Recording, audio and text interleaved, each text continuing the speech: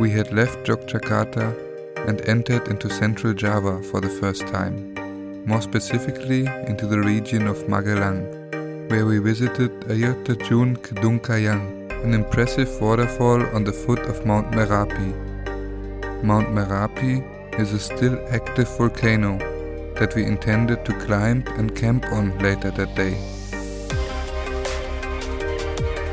The weather gods were definitely not on our side and demonstrated us yet again how fast a beautiful sunny day can change into a wet, muddy and slippery nightmare here in Indonesia.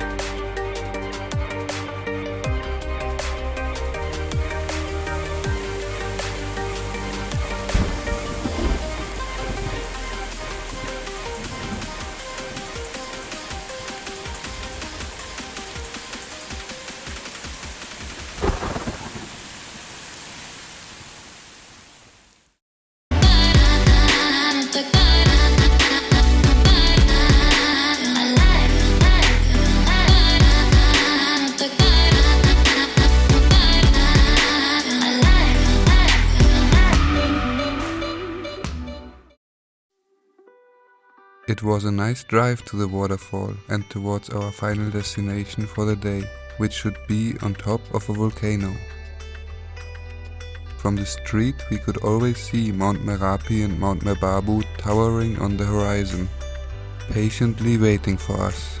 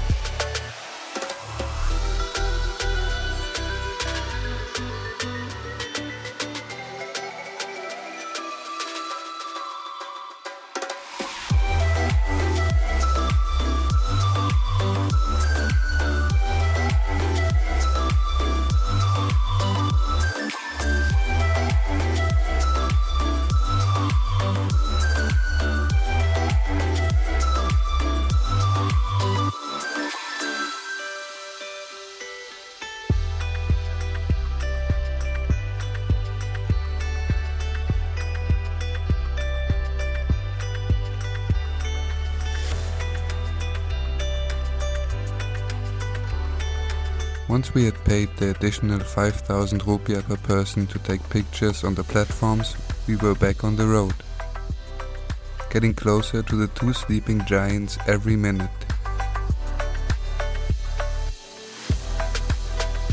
Of course, our bike couldn't always handle the steep roads and one of us had to walk from time to time. But we made it up eventually.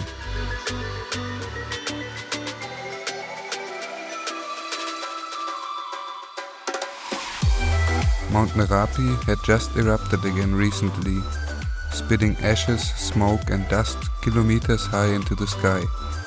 So it wasn't that much of a surprise that the volcano was still closed for climbing, even though we had been told otherwise on the phone. So it seems Mount Merapi is still closed. We called a couple of days before. They told us it's open again since the 1st of February, but apparently it's still closed due to volcanic activity. We're gonna walk up to the start of the trek to have a look there. Actually I'm walking, my son is driving. It's too steep to take us both on the scooter. Yeah, let's see what's up there. Up there, the resourceful locals had built a marvelous construction out of bamboo, with a little cafe and multiple platforms which offered fantastic views over the area and the nearby Mount Merbabu.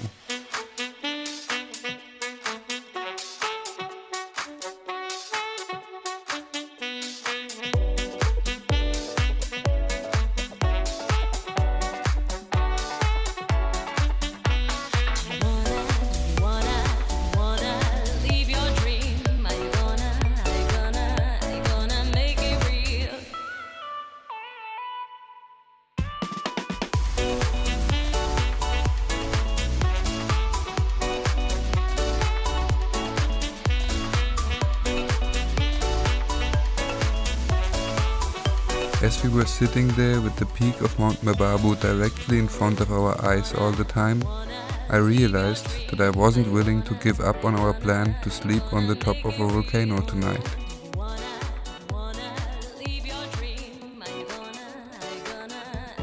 So without further ado, we changed the location, drove down Merapi and up to Mebabu. I didn't think for a second that the clouds building up at its peak could give us any problems.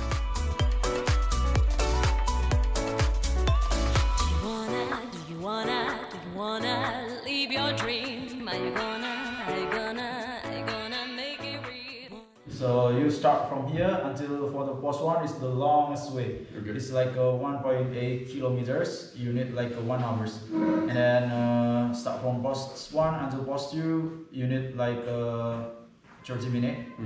And then post 2 until post 3, you need like 1 hour. Post 3 until post 4, there is a campsite from the safe campsite is in the post 4. Okay. In the post 4, you need like 1 hour. And then start from post 4 until to post 5, you need like 20 minutes. And post 5 to the top, 1 hour 30 minutes. So in total it's like 5 hours or something, right? Yeah. Normally we need like 6 hours. Okay, 6 hours. Yeah, 6 hours start from here to the top. And then sunrise, you will get sunrise like 5:30. And be careful because it's not a good weather. Okay, Rain, You rain have raincoats start from and everything. you better prepare from the raincoat. Yes. And then good time. Yeah, we do. Yeah, and then be careful with the cheeky monkey. Okay, there's monkeys up Yeah, there. there is a monkey start from post 1 until post 2. This will steal your things. Yeah. Be careful, yeah. Okay, so how much is it? Like 150 for me? And then totally 171. 171.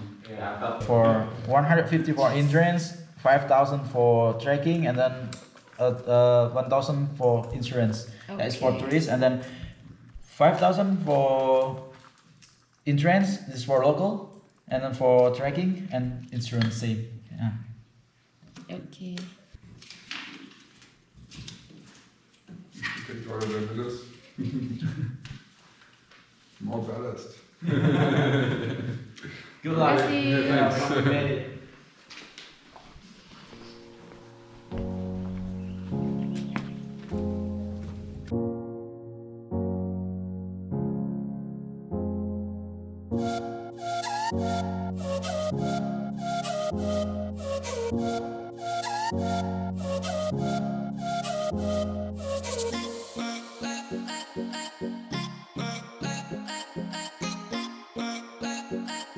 The first bit of the hike was very enjoyable, and the passing clouds added even some more charm and gave our surrounding a mystical flair.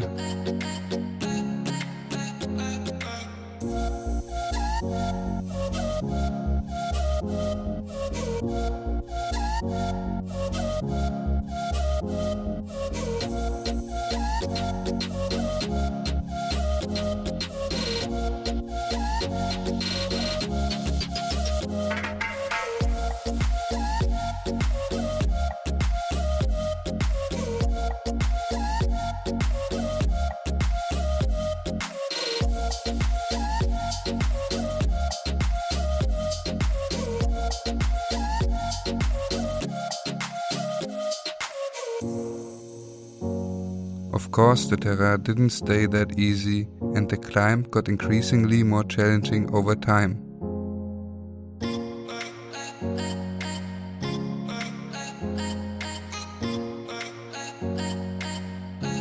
When we reached the third post, the fog had gotten so dense that the sight was limited to a couple of meters. We were actually thinking about to give in, set up camp there and continue the ascent tomorrow morning, since we were quite exhausted and could already feel a few raindrops. But a group of local youngsters told us that the view from the next post would be so much better and there would be way less people up there. Motivated by their words, we bit the bullet and soldiered on.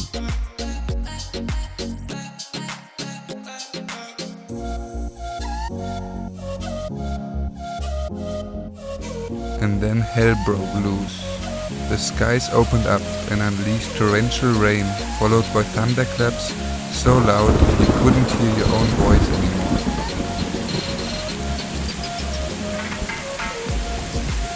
The steep and already slippery path transformed into rivers of mud and crumbling soil. It was cold and wet, and every step was terribly strenuous.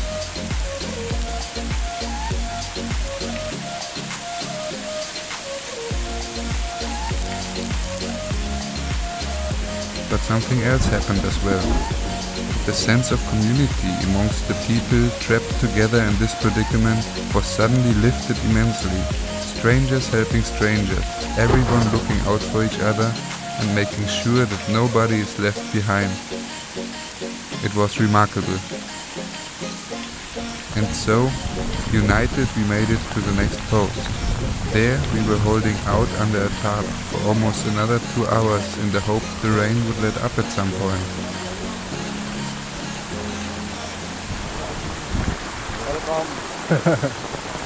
Cool, man.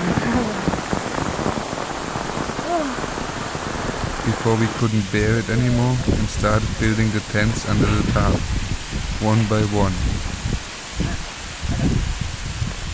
We were soaked and it was freezing cold.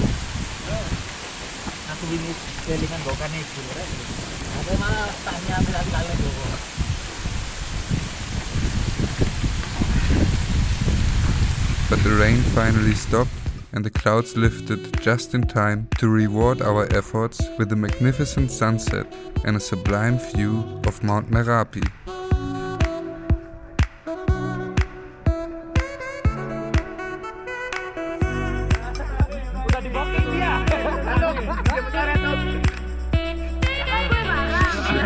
I'm shaking so much.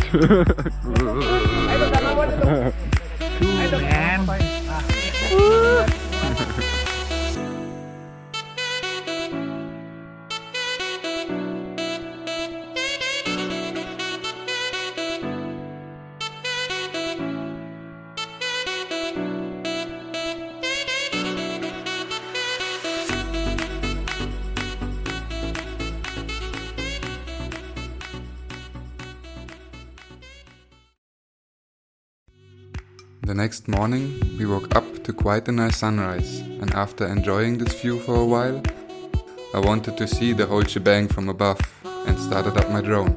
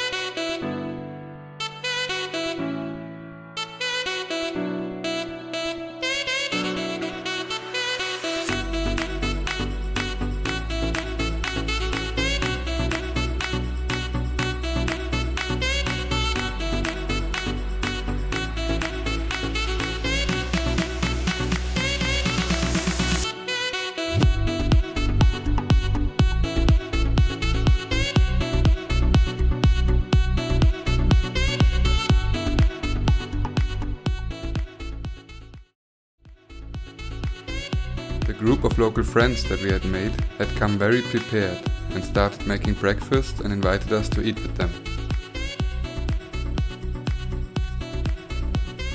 So after a short while, everyone had a complete dish with rice, fried egg, veggies and even a dessert. A kind of cold fruit soup made from milk, sugar, dragon fruit, melon and pineapple.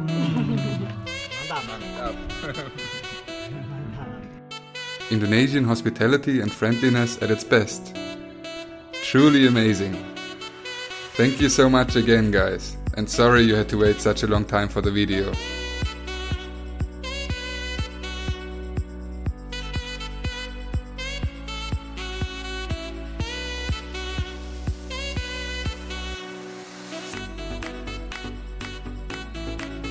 Then we noticed that the clouds started creeping in on us again, and we decided to pack together and make our way down.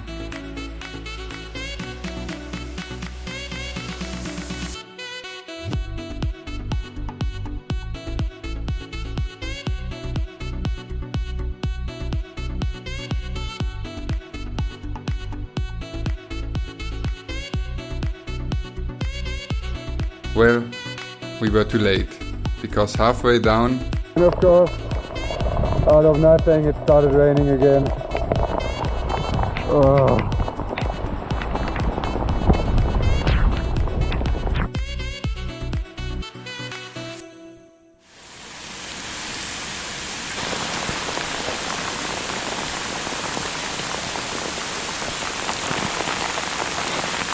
the path got super slippery and our muscles were aching from the day before.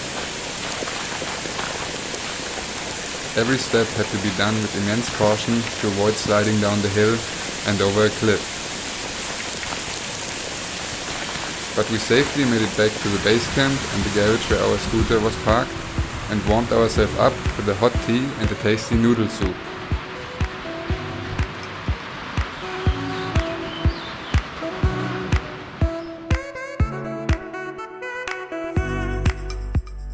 But now we had to play the waiting game. It just won't stop raining. We just want to go back to our nice couchsurfing host, chill there, sleep, have a shower, but it doesn't stop. And I'm definitely not gonna drive in the rain again. 1.5 hours later, the rain finally calmed down to a drizzle and we could drive back to our couchsurfing host Lufthansa in Magelang. We arrived there in the evening, where he, his wife and his mother were already waiting for us with dinner.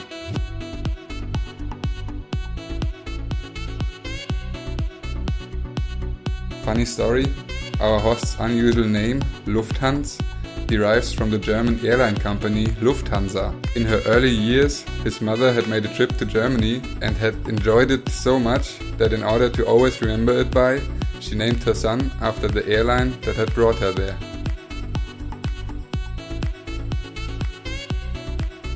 If you like our videos, you can support us by subscribing to our channel and leave some likes.